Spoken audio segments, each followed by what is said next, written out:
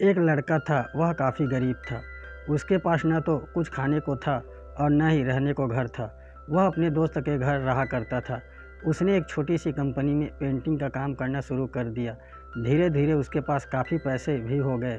बाद में वह काफ़ी धनी भी हो गया, लेकिन अभी भी उसके अंदर कुछ कमी का एहसास होता था।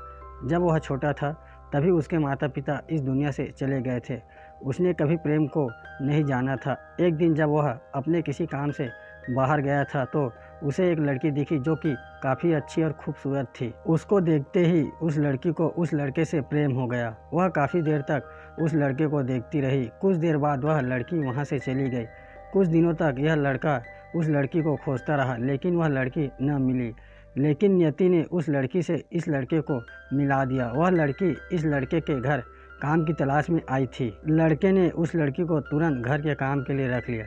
जब वह लड़की उस लड़के से मिलने आई थी तो उस समय वह लड़का एक भी शब्द साफ साफ नहीं बोल पा रहा था, जिससे लड़की को लगा कि यह लड़का गूंगा है। लड़का भी जान गया था कि यह लड़की मुझे गूंगा समझती है। इसके साथ ही साथ यह लड़की समझ गई थी कि यह लड़का इस घर का नौकर है, न कि मालिक है। अब जब भी यह लड़का उस लड़की के पास जाता तो गूंगा बन जाता। धीरे धीरे वह लड़की इस लड़के पर काफ़ी रहम खाने लगी। अब उसे इस लड़के की लाचारी पर प्यार होने लगा, लेकिन फिर वह लड़की एक बात से डर कर पीछे हट जाती थी। इस लड़की के भी माता पिता बचपन में ही मर चुके थे। इस लड़की को इसके चाचा ने पाला था और वह चाहता था कि वह जब तक जिंदा रहे यह लड़की उसके खाने और पीने का पैसा दे। लड़की का प्रेम हद से भी बाहर जाने लगा। लड़के के एक खांसी पर भी वह लड़की दौड़े उस लड़के के पास पहुंच जाती थी। अब लड़का भी समझ गया कि इस लड़की को मुझसे प्रेम हो गया है। लड़का भी बहुत ज़्यादा उस लड़की से प्रेम करता था। उसने पहले लड़की के बारे में सब कुछ पता किया। जब उसे सब पता चल गया तो वह बहुत रोने लगा, क्योंकि उसने गूंगे होने का झूठ बोला था। अब वह दिनों रात रोने लगा। लड़की अपने सैलरी में से लड़के के इलाज करवाने को कहती थी। एक दिन सुबह उस लड़की को पता चला कि वह लड़का हॉस्पिटल में भर्ती है। वह दौड़ते हुए जब हॉस्पिटल पहुंची तो उसने देखा कि लड़का बेड पर बेहोश पड़ा है। उसके आसपास काफ़ी मशीन लगी हुई थी।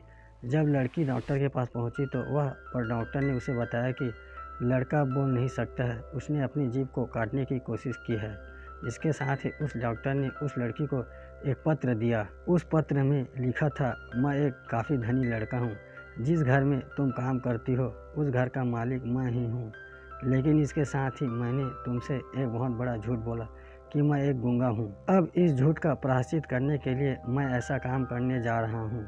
इसके साथ ही तुम मेरे घर से मेरे मैनेजर से पैसे को लेकर अपने चाचा को दे देना और एक नई ज़िंदगी की शुरुआत करना। अगर हो सके तो मुझे माफ़ कर देना, तुम्हारा दोषी। इस पत्र को पढ़ने के बाद उस लड़की की आंख आंसू से भर आए। वह दौड़ते हुए मंदिर में गई।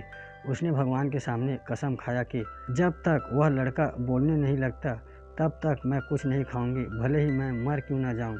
इधर डॉक्टर भी उस लड़के का इलाज कर रहे थे।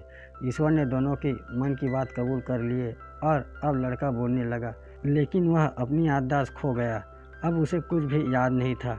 अब उसके बाद लड़की ने उसके याददाश्त के लिए काफ़ी कुछ किया, लेकिन याददाश्त न आ सका। अगर प्रेम की नींव को झूठ पर रखा जाए तो वह गिर ही जाता है।